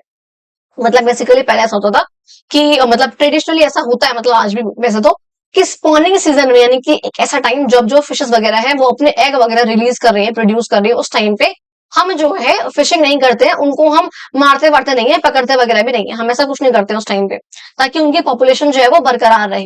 लेकिन जब से हमने इन फिशेस का कमर्शलाइजेशन शुरू करा, यानी कि उनको बाय एंड सेल करना शुरू करा है, तब से ओवर फिशिंग हो गई। ओवर फिशिंग का मतलब क्या होता है कि जो फिश की पॉपुलेशन है वो कम हो गई है। अच्छा, कहते हैं जैसे आप एग्जांपल दे रखा है टूना नाम की, मैंने कई बार नाम सुना है इन फिश का। टूना इज अ फिश, कहते हैं उसकी जो पॉपुलेशन है वो बहुत ज्यादा जल्दी से एकदम से डिक्लाइन हुई है, और इसकी वजह से गवर्नमेंट ने कुछ यहाँ पे कंट्रोल वगैरह भी लिए हैं, फिशिंग वगैरह पे कंट्रोल लगाए हैं, क्योंकि बहुत जरूरी है ये। बहुत एक अच्छी, वैसे भी टूना नाम की जो फिश होती है बहुत जरूरी है वो इस इकोसिस्टम को मेंटेन रखने के लिए, क्योंकि जो टूना है बहुत बड़ी फिश होती है जो कि छोटे छोटे फिशेस को, श्राइन्स वगैरह को, श्रिम्प को जो है काटती, कंज्यूम कर लेती है। लेकिन अगर ये डिक्लाइन में हो जाएगी तो प्रॉब्लम है, इन्हें कौन खाएगा, तो इनकी मात्रा बढ़ जाएगी बहुत ज्यादा। सिंपल है। कहते हैं आपको कुछ और ऐसी प्रैक्टिसेस पता है जहां पे हम इकोसिस्टम को बैलेंस में रखने में हेल्प करती हैं? वो सेक्रेड ग्रोव्स, ऐसे ग्रोव्स, ऐसे ट्रीज जिनको हम लोग पूछते हैं उनको काटने नहीं देते हैं। रेन वाटर हार्वेस्टिंग, इससे भी क्या होता है, जो पानी हमको मिलता है रेन से, यानी कि बारिश का पानी, हम उसको जो रूफ पे लेके जाके ग्राउंड वाटर में हम उसको अपने टैंक वगैरह में कलेक्ट करते हैं, that is called rain water harvesting. तो ये भी हम लोग जो है वो करते हैं।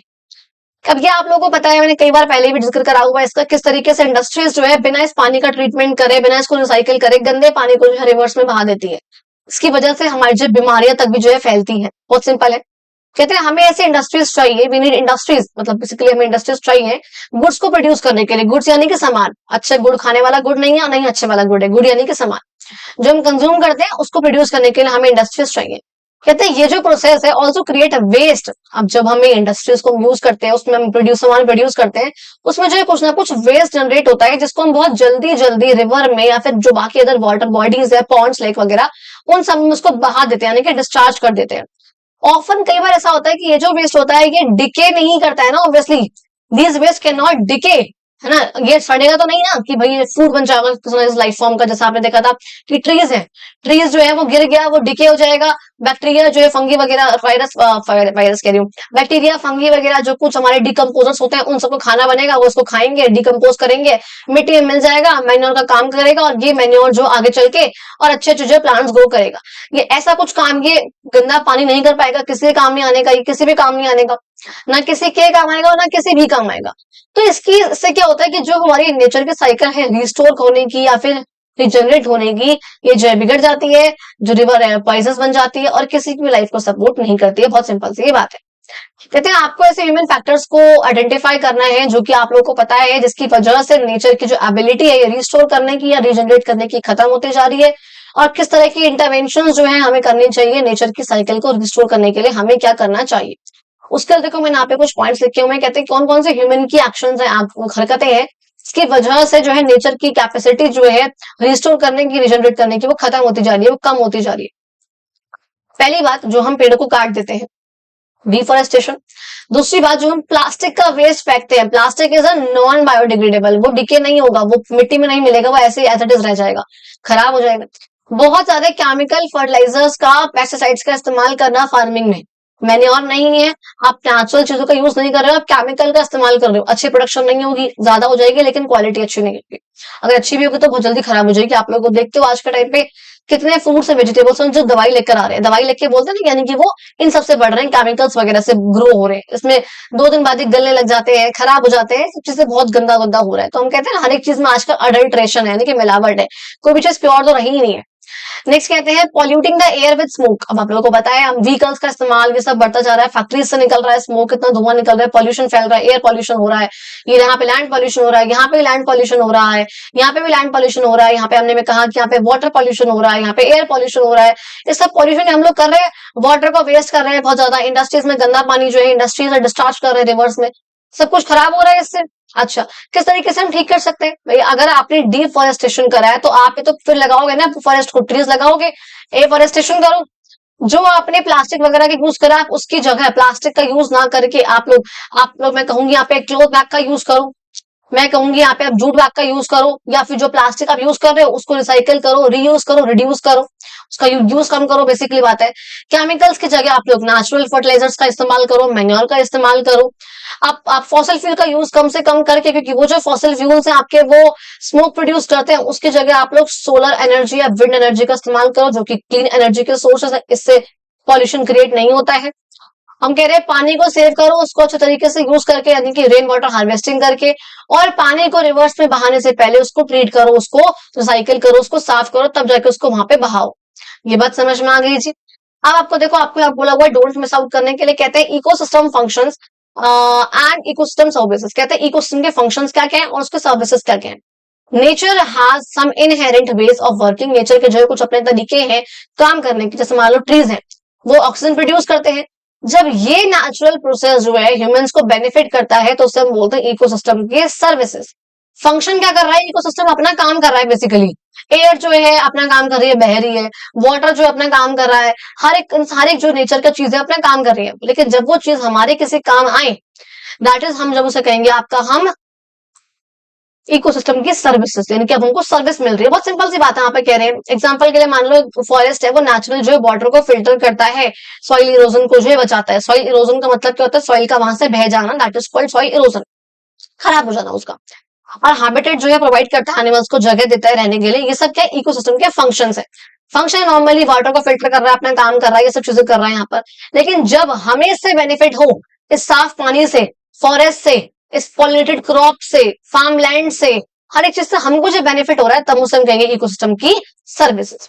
अच्छा, अब देखो यहाँ पे एक जैसे ऐसे ही मुझे अच्छा लगा है, इसलिए मैंने हाईलाइट करा हुआ है इसको भी, कि आपको बता रखा है कि जो एक मेच्योर ट्री, एक अच्छा खासा बड़ा हुआ ट्री है ना, उसको एक दिन में कहते हैं वो प्रोड्यूस करता है 275 लीटर ऑफ ऑक्सीजन। एक पेड़ जो है इतना प्रोड्यूस कर रहा है। अब उसके साइज पे डिपेंड करेगा, हल्का हल्की, हल्का छोटा, हल्का बड़ा, या कॉनिफेरस है या एवरग्रीन है, कौन सा फॉरेस्ट है, उस बात पे डिपेंड करेगा। और जो ह्यूमन बीइंग होता है उसको हर दिन 350 लीटर जो ऑक्सीजन चाहिए होती है। समझ रहे हो इस चीज को, कि एक जो ट्री है वो प्रोड्यूस कर रहा है 275 लीटर, लेकिन एक ह्यूमन बीइंग को चाहिए होती है 350 लीटर, डिपेंडिंग हल्का बहुत साइज, वेट वगैरह, हाइट वगैरह पे डिपेंड करेगा, वरना बाकी एवरेज जो इतना चाहिए होता है। और सोचो, यानी कि एक पेड़ उतना प्रोड्यूस भी नहीं कर पा रहा है जितना एक ह्यूमन बीइंग को चाहिए। और आप क्या कर रहे हो? हम ह्यूमन बींग्स इन पेड़ों की संख्या को कम करे जा रहे हैं और ह्यूमन बींग की संख्या को बढ़ाए जा रहे हैं। लगता है कि चल पाएगा? लगता है कि सस्टेनेबल वे होगा? लगता है पेड़ों को काटना चाहिए? आप जरा पेड़ काटने का अगर विचार आए, कोई आसपास दिखे पेड़ काटता हो, जरा उसको ये बता देना, ठीक है जी। चलो आगे देखते हैं। अब देखो ये आपको करना है बेसिकली, मैंने ऑल्दो इसका मैंने एक वो बना रखा है, अभी आगे हम देख लेंगे उसको। कहते हैं नॉन, वैसे अभी मैं इसको ना अभी नहीं कराना चाहूंगी, इसको ना हम तब करेंगे। कुछ क्वेश्चंस आपके, मान लो मैं इसको सर्कल कर देती हूँ ये वाला, बिकॉज मैंने यहाँ बना तो रखे हैं कुछ नोट्स आपके इस चैप्टर के, जो आपके 2-3 क्वेश्चंस रहते हैं, लेकिन मैं चाह नहीं अभी कराना, बिकॉज ऑलरेडी वीडियो 53 मिनट्स की हो गई है, बहुत लंबी हो जाएगी अगर मैंने ये भी करा दिया तो। इसलिए इसको हम तब करेंगे जब हम लोग क्वेश्चन आंसर डिस्कस करेंगे। इसको मैं तब डिस्कस कराऊंगी जो आपके एक अदर क्वेश्चन रह जाएंगे। पहले हम लोग पढ़ लेते हैं आपका। नेक्स्ट आपका है नॉन रिन्यूएबल रिसोर्सेज। ये ऐसे रिसोर्सेज हैं जिनको बनने में बहुत लॉन्ग टर्म लगता है, अगर, और ये रिप्लेनिश जो है जल्दी से नहीं होंगे, ये जल्दी से दोबारा से रिन्यू नहीं होंगे। जितना जल्दी आप इसको यूज कर रहे हो उससे कई गुना ज्यादा टाइम लगेगा उसको दोबारा से बनने में। जैसे कि फॉसिल फ्यूल्स आपके हो गए, कुछ मिनरल्स आपके हैं, कुछ मेटल्स हैं जैसे कि आयरन है, कॉपर है, गोल्ड है, ये सब क्या आपके नॉन रिन्यूएबल रिसोर्सेज हैं। India has significant quantities of coal reserve वगैरह जो है अच्छे खासे हैं इंडिया के पास। हम कोल को जो है माइन में से निकालते हैं, हम खुदाई करते हैं हमारी जो एनर्जी की नीड को फुलफिल करने के लिए। हम लोग को पता है ये जबकि फॉसिल फ्यूल्स है, कोल, पेट्रोलियम, नेचुरल गैस, ये हमारे एनर्जी के लिए यूज होने वाले रिसोर्सेज है। हम लोगों ने पढ़ लिया पहले कैटेगरीज वगैरह में। कहते हैं लेकिन ये एस्टिमेट करा गया कि जो कोल के रिजर्व्स है वो आने वाले 50 सालों तक अभी है। देखो अभी ये बुक पब्लिश हुई है, यानी कि अभी बात कर रहे हैं हम 2025 की। इसके बाद 50 साल यानी कि मैक्सिमम 2075 तक, और बिल्कुल मैक्स लगा के मेरे ख्याल 2080 तक जो हमारे पास ये रिजर्व्स हैं कोल के रिजर्व्स। लेकिन जिस तरीके से जो इसकी डिमांड बढ़ती जा रही है, इलेक्ट्रिसिटी की डिमांड बढ़ती जा रही है, क्योंकि जो पॉपुलेशन है वो बढ़ती जा रही है, पॉपुलेशन बढ़ रही है, उस पॉपुलेशन के लिए डेवलपमेंट बढ़ रही है, और डेवलपमेंट बढ़ रही है तो इस फॉसिल फ्यूल की डिमांड भी जो है वो बढ़ रही है। और अगर ये होता रहा तो ये रिजर्व फिर लॉन्ग टर्म तक नहीं टिक पाएंगे। कहते हैं और भी हमारे पास कुछ सस्टेनेबल ऑप्शंस अवेलेबल हैं, तो हमको कोल का यूज जुडिशियली करना चाहिए, यानी कि जुडिशियसली करना चाहिए, बहुत ध्यान से, केयरफुल तरीके से, सस्टेनेबल तरीके से हमें कोल का इस्तेमाल करना चाहिए। वरना जो हमारे पास सस्टेनेबल, हमारे पास जो कुछ सस्टेनेबल रिसोर्सेज है, कुछ सब्सटीट्यूट है हमारे पास कोल, पेट्रोलियम, नेचुरल गैस के, और सब्सटीट्यूट कौन से हमारे पास, वो solar energy, wind energy, hydel energy. तो ये जो हमारे पास सब्सटीट्यूट है, हमें इनका इस्तेमाल ज्यादा से ज्यादा करना चाहिए। लेकिन हम इस्तेमाल कम क्यों करते हैं इनका इस्तेमाल, क्योंकि थोड़े से ये कॉस्टली होते हैं।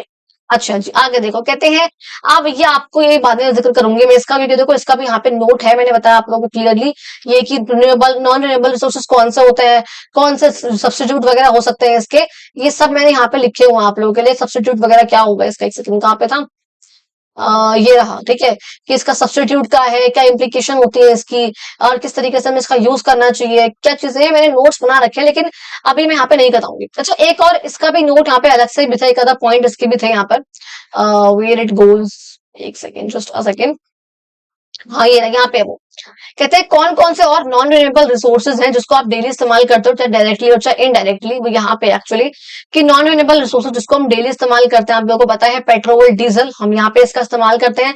और सब्सटीट्यूट क्या है इसका, ईवी का इस्तेमाल कर सकते हो। कोल का हम लोग करते हैं इलेक्ट्रिसिटी को जनरेट करने में, कई सारे पावर प्लांट्स में, इसकी जगह आप इनका इस्तेमाल कर सकते हो।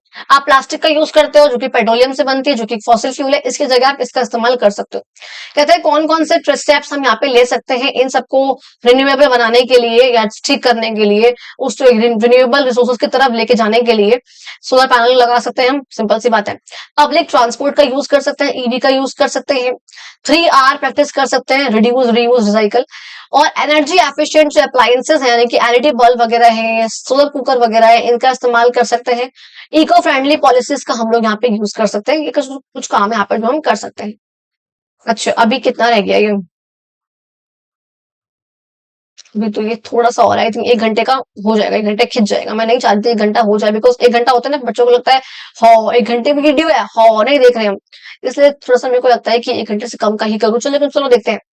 कहते हैं डिस्ट्रीब्यूशन ऑफ नेचुरल रिसोर्सेज। अगर डिस्ट्रीब्यूशन की बात करूं यहाँ पर, किस किस तरीके से कहाँ पे इन नेचुरल रिसोर्सेज का डिस्ट्रीब्यूशन हो रखा है, कहाँ पर डिस्ट्रीब्यूट है ये। कहते हैं कि इवनली डिस्ट्रीब्यूटेड तो बिल्कुल नहीं है। अब यहाँ पे देख सकते हो, देखो ये कुछ रिसोर्सेज है, क्या यहाँ पर ये पूरे के पूरे एरिया में आपको कोई भी रिसोर्स दिख रहा है? यहाँ पे है कुछ? कुछ भी नहीं है। सारे ही रिसोर्स आप लोगों को दिख रहा है कि सेंट्रल जो आपका डेक्कन वाला पार्ट है यहाँ पर, और ये देखो जो ईस्टर्न सेंट्रल पार्ट है यहाँ पर, चाहे वो कोल है, चाहे वो ऑयल है, चाहे वो आयरन का ओर है, चाहे बॉक्साइट है, कुछ भी है, सबके रिसोर्सेज आपको सेंट्रल ईस्टर्न पार्ट में ही मिल रहे हैं। नॉर्थ में, नॉर्थ वेस्ट में कुछ भी नहीं है, नॉर्थ ईस्ट में भी है यहाँ पे, बाकी नॉर्थ या नॉर्थ वेस्ट में कुछ भी नहीं है। तो इक्वली डिस्ट्रीब्यूटेड बिल्कुल भी नहीं है कि हर एक जगह बिल्कुल सेम, बिल्कुल इक्वल तरीके से हर जगह डिस्ट्रीब्यूटेड हो, ऐसा बिल्कुल नहीं है। अनइवन है बहुत, और इसकी वजह से ह्यूमन के सेटलमेंट्स भी शेप होती है, यानी कि जहां पर रिसोर्सेज ज्यादा अच्छे होंगे वहां पे ह्यूमन की सेटलमेंट ज्यादा होगी, जहां पे कोल ज्यादा होगा वहां पे ट्रेड ज्यादा होगा, जहां पे आप लोगों को देखा इंटरनेशनल, जिस भी कंट्री में ज्यादा रिसोर्सेज होंगे वहां के रिलेशन बहुत अच्छे होंगे अलग अलग कंट्री से। कन्फ्लिक्ट वगैरह भी इस चीज से यहाँ पे होते हैं, भाई तेरे पास है, तुम्हारी कंट्री में है, तुम्हारी कंट्री में नहीं है। आगे इसका एग्जाम्पल भी आप लोग देखने वाले। कहते हैं कई सारे जो वॉर्स हैं वो लड़े हैं, हमने आज भी लड़ रहे हैं, आगे भी लड़ेंगे इन नेचुरल रिसोर्सेज पे कंट्रोल पाने के लिए। तो ये मैंने समझाया आप लोगों को। ऑब्जर्व करो इस मैप पे और आप देखो इसका कितना अनइवन तरीके से डिस्ट्रीब्यूशन हो रखा है कुछ इंपॉर्टेंट मिनरल्स का। कहते हैं आपके रिसोर्स, आपके रीजन में कौन कौन से रिसोर्सेज हैं और वो किस तरीके डिस्ट्रीब्यूटेड है, ये आप लोगों को देखना है। मैंने यहाँ पे कुछ ऑब्जर्वेशन वगैरह करी हुई है कि हाँ ठीक है, जो कोल है, आयरन ओर वगैरह है, वो सब सेंट्रल और ईस्टर्न पार्ट वगैरह में है। उन रीजन में आप देख रहे हो जो कि इतने ज्यादा इकोनॉमिकली डेवलप नहीं है, लेकिन वहां पे ऐसा कुछ है। तो इकोनॉमिकली डेवलप नहीं है लेकिन मिनरल्स वगैरह काफी अच्छे हैं। और इन वाले एरियाज में यूजुअली आपको जो ट्राइबल कम्युनिटीज हैं आज के टाइम पे जिन्हें हम कहते हैं एसटी, शेड्यूल्ड ट्राइब्स वगैरह, वो जो है यहाँ पे ज्यादा रहते हैं। कहते हैं जो इंडस्ट्रीज यहाँ पे नेचुरल रिसोर्सेज के आसपास होंगी, यहाँ पे रिसोर्सेज, यहाँ पे कोल की माइन है, यहाँ पे नेचुरल रिसोर्स की माइन है, कुछ भी यहाँ पर है, वहां के उसके आसपास जो भी इंडस्ट्रीज होंगी, ऑब्वियसली बात है वहां पे एम्प्लॉयमेंट जो है वो ज्यादा जनरेट होगा। जितना वहां पे काम होगा वहां पे तो एम्प्लॉयमेंट होगा, इसलिए ज्यादा वहां पे जो है जॉब निकलेंगी, लोग काम करेंगे, इनकम भी बढ़ेगी, ये सब चीजें होंगी। तो एम्प्लॉयमेंट की अपॉर्चुनिटीज यहाँ पे जो है वो बढ़ती है लोकल लोगों के लिए। टाउनशिप वगैरह वो जो है यहाँ पे टाउन्स वगैरह ग्रो होते हैं, अपने जो इकोनॉमिक अपॉर्चुनिटीज वगैरह यहाँ पर वो लोग क्रिएट करते हैं, ये सब चीजें यहाँ पर होती है। कहते हैं कुछ मॉडर्न फैसिलिटीज वगैरह है वो भी हमारी जो क्वालिटी की लाइफ को जो है और अच्छा बनाती है। हालांकि ये जो बेनिफिट्स वगैरह होते हैं, यार 1 घंटा हो गया, 1 सेकेंड हो गया, 1 घंटा, जस्ट अ सेकेंड, यहाँ पे टाइम आ गया 1 घंटा, just just a second, 1 second, ठीक है।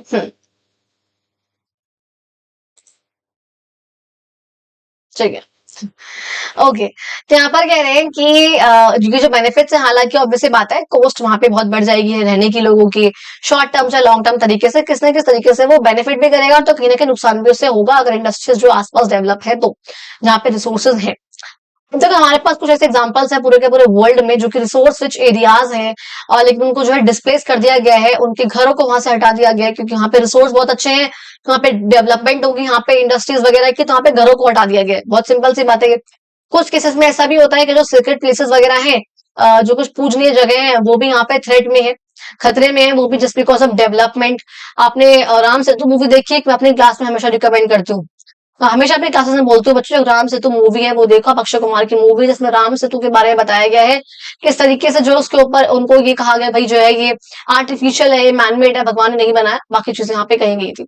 कहते हैं जो नेशनल और इंटरनेशनल ट्रेड वगैरह होता है वो डिपेंड होता है जोग्राफिकल लोकेशन पे, नेचुरल रिसोर्सेज की, कि जहां पर नेचुरल रिसोर्सेज होंगे वहां पे ट्रेड भी डिपेंड करेगा, ट्रेड कम होगा ज्यादा होगा उस कंट्री में। कहते हैं कंबाइंड विद ह्यूमन नॉलेज जहाँ पे ज्यादा होगी, स्किलफुल लोग यहाँ पर होंगे, तो वहां पर यूनिक प्रोडक्ट्स वगैरह वहां पर बनेंगे। वुड स्टील यहाँ पे होते हैं, एक स्टील होती है बेसिकली जो उसमें कुछ पैटर्न सा बना होता है, बैंडेड वाला वो बना होता है, उसे हम कहते हैं वुड स्टील, ठीक है। तो हमको पता है कि जो ट्रेड है यहाँ पर, ट्रेड अगर यहाँ पर होगा तो लार्ज बड़े बड़े एम्पायर्स की जो है डेवलपमेंट वो होगी ही होगी। मेरा बिल्कुल अभी इच्छा नहीं है कि मैं इसके आगे पढ़ाऊं, लेकिन क्योंकि थोड़ा सा रह गया है तो क्वेश्चंस वगैरह हम लोग अभी डिस्कस नहीं करेंगे, नोट्स प्रिपेयर है इसके, लेकिन नहीं पढ़ाऊंगी मैं नोट्स वगैरह, अभी क्वेश्चंस आपको हम बात में करेंगे। कहते हैं नेचर जो है does not pay attention to political boundaries. Nature तो जो है ये देख रही है ना कि इंडिया की शुरुआत कहाँ पे हो रही है, तो मैं बस इंडिया इंडिया में ग्रो होंगी, नहीं तो नेचर है, उसके resources, coal, petroleum, natural gas, rivers, forest वगैरह, ये सब ये तो नहीं कि इंडिया में होंगी बस में, बाकी कंट्रीज कहाँ है उसको नहीं पता कि 2 कंट्रीज के बीच में आ रही है वो, उसको नहीं पता नेचर को कि वो 2 फॉरेस्ट के 2 स्टेट्स के बीच में ग्रो हो गया, नहीं पता ना। तो नेचर को तो बाउंड्रीज नहीं पता ना, इसकी वजह से यहाँ पर जो है इन नेचुरल रिसोर्सेज को शेयर करने के लिए कई बार काफी कंफ्लिक्ट हो जाते हैं, टेंशन वगैरह हो जाते हैं, चाहे वो 2 स्टेट्स के बीच में हो, चाहे वो 2 कंट्रीज के बीच में हो। एग्जाम्पल देखो मैंने आपको दे रखा है नोट्स में है, जो 2 कंट्रीज के बीच का आपको बोला हुआ इंटरनेशनल कॉन्टेक्स्ट में, वो मैंने एग्जाम्पल दिया है इंडस वाटर का, कि जो इंडिया और पाकिस्तान दोनों के बीच में एक वो यहाँ पर है। और स्टेट्स के लिए यहाँ पे एग्जाम्पल आपकी कावेरी नदी का, जो कि कर्नाटक में, तमिलनाडु के, केरला में और पुडुचेरी में, इन चारों जगहों पे जो है फ्लो करती है, यहाँ पे शेयर करती है।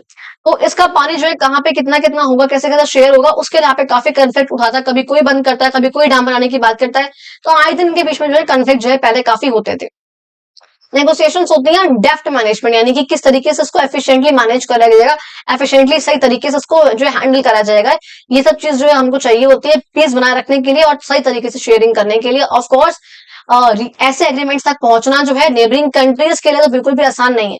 अगर आप एक कंट्री में रह रहे हो तब भी स्टेट्स के बीच में अगर रिसोर्सेज को शेयर करना आसान नहीं है, सोचो 2 कंट्रीज के बीच में रिसोर्सेज को शेयर करना कितना मुश्किल हो सकता है। लेकिन क्योंकि वो नेचर है, उसको नहीं पता बाउंड्रीज क्या है, तो वो तो कहीं भी ग्रो हो जाते हैं, चाहे वो वाटर हो, चाहे वो आपका फॉरेस्ट हो, कुछ भी हो। समझ में आ गया जी।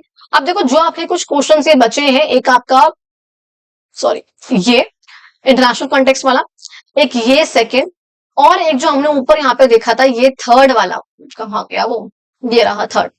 इन तीनों के यहाँ पे नोट्स प्रिपेयर है, लेकिन हम आज नहीं करेंगे। जब हम लोग इसका जिक्र करेंगे ना चैप्टर का, क्वेश्चन आंसर्स का, बिग क्वेश्चंस वगैरह का जस्ट वीडियो में हम लोग करेंगे, उसी वीडियो में हम लोग जो इसका भी जिक्र वहां पर कर लेंगे, तब तक हम और प्रिपेयर कर लेंगे। अगर आप लोगों ने वीडियो एंड तक देखी हो, थैंक यू सो मच। अगर वीडियो अच्छी लगी हो, वीडियो को लाइक करो, चैनल को सब्सक्राइब करो, और आगे आने वाली वीडियो जो आपको इस चैनल पर मिलने वाली है, तो साइड में जो बेल आइकन उसे प्रेस जरूर कर दें, ताकि अगली वीडियो की नोटिफिकेशन आपके फटाफट से आ जाए। और I am also planning to make videos on your class 8 English chapter number 1, all chapters की 5 चैप्टर्स आप लोगों के मैंने देख लिए थे। तो या अगर आप लोग चाहते हो उसकी वीडियोस भी बनाऊं मैं, तो प्लीज अगर मुझे कमेंट बॉक्स में बताना, उसकी वीडियोस भी आप लोगों के लिए मैं लेकर जरूर आऊंगी। एंड आज वीडियो अपलोड हो जाएगी, हो भी गई ऑब्वियसली, भी आप लोग देख रहे हो। Thank you so much. अगर आप लोगों ने एंड तक इस वीडियो को देखा, अपने फ्रेंड्स को शेयर करो, ताकि उन लोगों तक भी वीडियो पहुंचे और मुझे ज्यादा मोटिवेशन मिले। आप लोगों ने बहुत कहा था कि मैम क्लास 8 की बुक आने वाली है, मैम बुक आने वाली है, मैम बुक आने वाली है, एंड आपने उन ब्रिज कोर्स को इतना प्यार दिया, 10K व्यूज तक पहुंचे उन वीडियोस तक। Thank you so much for that, literally like by my heart, thank you so much for that. ऐसे आप लोग इन वाली वीडियोस को भी प्यार दो, अपने फ्रेंड्स को शेयर करो, कमेंट करो, लाइक करो, सब्सक्राइब करो, सब कुछ करो। Thank you so much. मिलते हैं अपनी अगली वीडियो में।